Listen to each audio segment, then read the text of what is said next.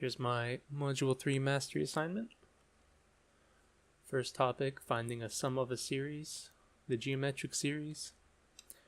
Geometric series is the sum of a geometric sequence, usually in the form of the sum of a to the 0 times r to the n, where a0 is the first term and r is the common ratio. This series converges when the common ratio is less than 1 or greater than -1, but not equal to either -1 or 1. To find the sum of that series, we can use the formula of the first term over 1 minus the common ratio. And we also use algebra to either form a function into that form of the first term over 1 minus r, or we use algebra to make the series into a sum that has a common ratio. Here's our first example of it. We have the sum of 2n plus 1 plus 9 to the n over 2 all over 5n. First thing I'm going to want to do is I see that plus sign, so I'm going to split it up into two separate sums. 2n plus 1 over 5n, and then 9 to the n over 2 over 5n. So first I'm going to look at n to the n plus 1 over 5n. First thing I'm going to want to do is plug in 1 to get our first term. So over here I'll put in a 1, so we have 2 squared over 5, which is 4 over 5. And then our common ratio is 2/5, because if we added in 2, then we would see that it is smaller than this by a factor of like 2/5. So then I set it up. The common ratio here is wrong. That is supposed to say 2 over 5, but it'd be 4/5 times 2/5 to the n. And we're going to recall that the sum of a geometric series is the first term over 1 minus r. So we know the first term is 4/5 and r is 2/5. So plug that in. And subtracting, we get 4/5 over 3/5. When we write it out with the reciprocal, the 5s will cancel out, and we're left with 4/3. The next sum, 9 to the n over 2, all over 5 to the n. First thing I'm going to want to do is say n times 1/2, which is still equivalent as n over 2. And anything to the 1/2 power is just the square root. So that's what I'm going to do, is I'm going to say the square root of 9 to the n over 5n. Square root of 9 is just 3. 5, we can factor out that n, so we have 3/5. Plug in 1. 3/5 to the first is 3/5. Plug that back into our sum finding equation, or formula, to get 3 over 5, and then 1 minus 3/5. 3/5 over 2/5. 5 cancel out here.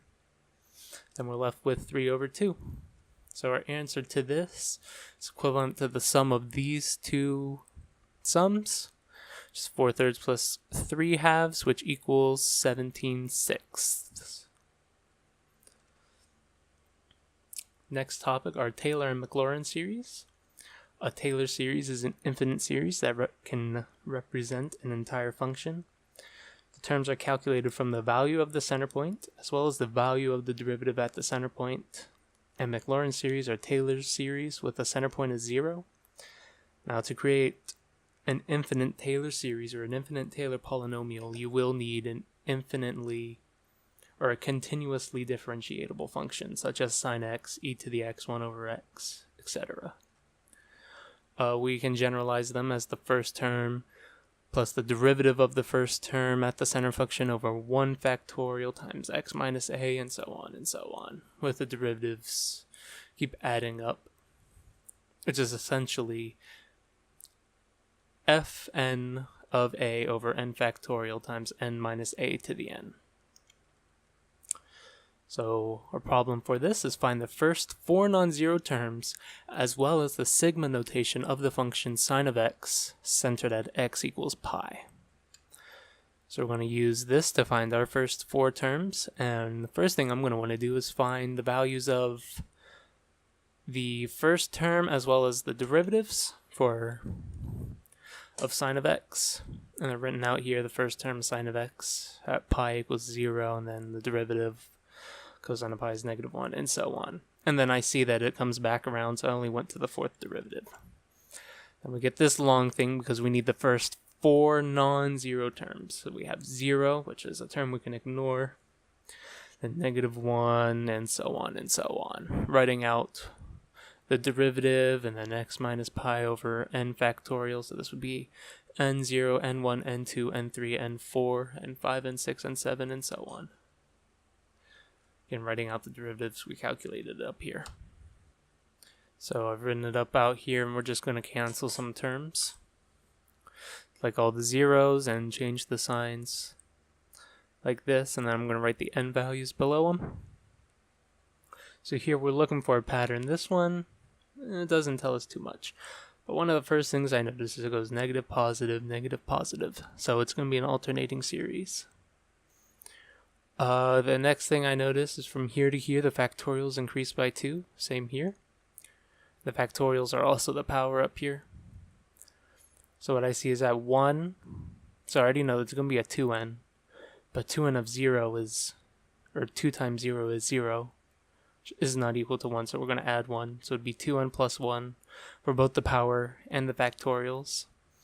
Now we need to look at the power of our alternating series that we're going to create.